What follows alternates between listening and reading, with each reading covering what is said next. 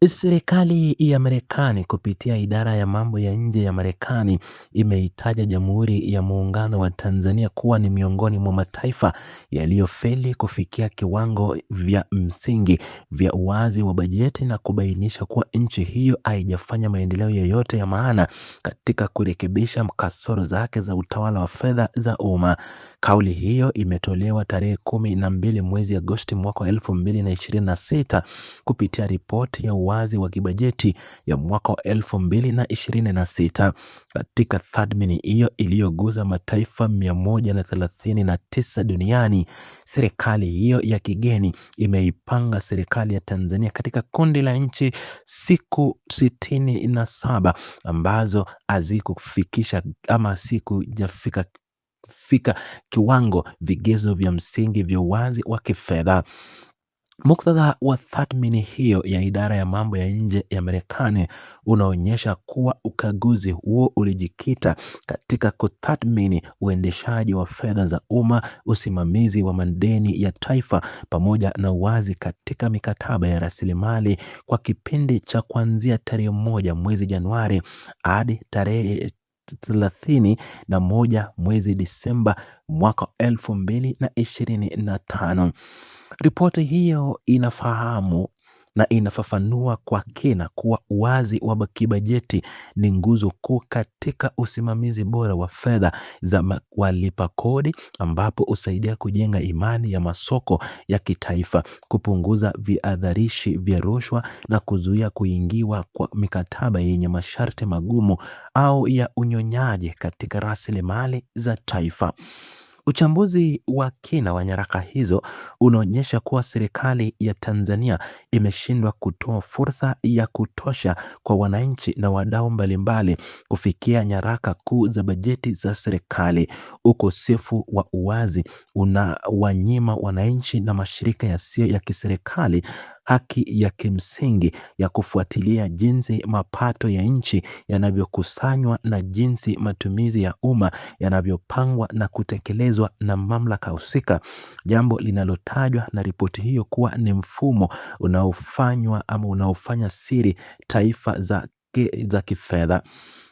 Kipengele kingine kilichoangaziwa na idara ya mambo ya nje ya Marekani katika ripoti yake ni kushindwa kwa serikali ya Tanzania kuweka wazi mikataba na leseni za uchimbaji wa madini, mafuta pamoja na gesi asilia. Katika tathmini hiyo imebainishwa kuwa uwekezaji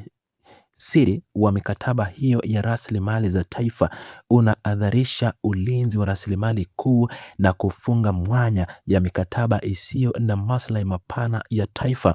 jambo linaloifanya nchi hiyo kuwekwa kwenye orodha ya mataifa yasiyofanya mabadiliko ya maana katika usimamizi wa rasilimali.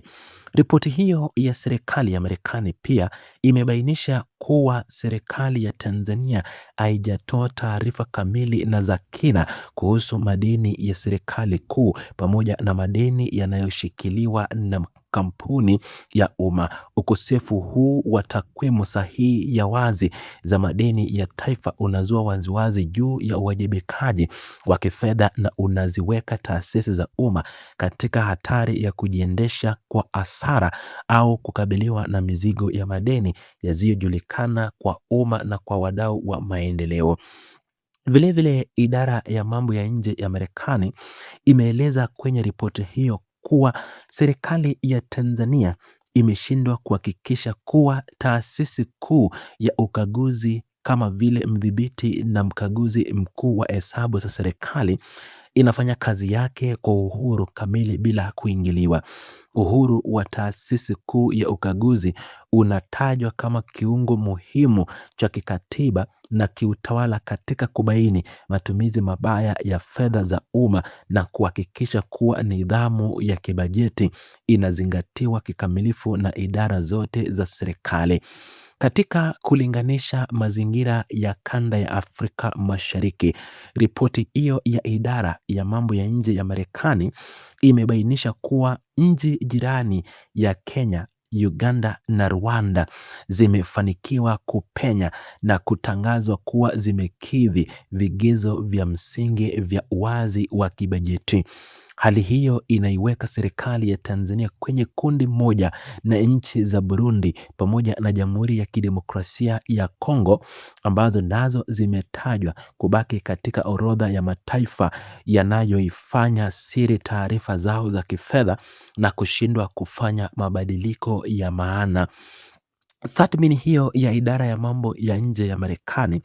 inazidisha shinikizo kubwa kutoka kwa wadau wa maendeleo, mashirika ya kiraia na sekta binafsi dhidi ya serikali ya Tanzania. Wadau hao sasa wanataka kuwepo kwa kasi kubwa ya mabadiliko na uwazi katika utoaji wa sabuni za umma, uwekezaji wazi wa mikataba yote ya rasilimali za umma, pamoja na kuimarishwa kwa usimamizi na ufuatiliaji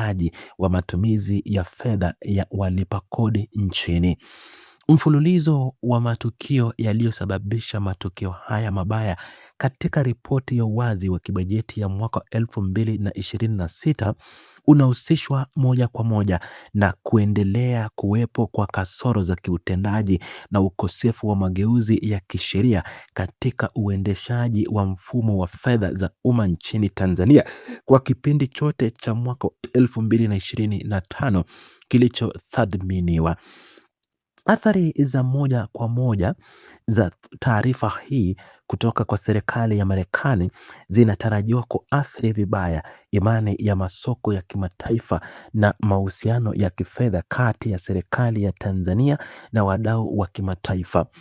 Kujumuishwa kwa nchi hiyo katika orodha ya mataifa yaliyofeli kunatengeneza taswira ya kihatarishi cha uwekezaji na kunaweza kuathiri uwezo wa nchi wa kuvutia wawekezaji wa kigeni na kupata misaada au mikopo yenye masharti nafuu. Ripoti hiyo inafafanua kuwa uwazi katika bajeti na mikataba ya rasilimali ndio msingi pekee unaoweza kuepusha nchi kuingia katika mikataba ya unyonyaji na kuhakikisha kuwa rasilimali za umma zinatumiwa kwa manufaa ya wananchi wote badala ya kufaidisha makundi machache kutokana na usiri wa taarifa za kifedha. Matokeo haya yaliyoandikwa na idara ya mambo ya nje ya Marekani yanaonyesha kuwa serikali ya Tanzania inakabiliwa na kazi kubwa ya kufanya mabadiliko ya mfumo na utoaji wa taarifa ili kukidhi viwango vya kimataifa vya uwazi wa bajeti na usimamizi wa fedha za umma mbele ya nchi za Marekani ili kufanikisha kuwepo kwa maendeleo ya endelevu.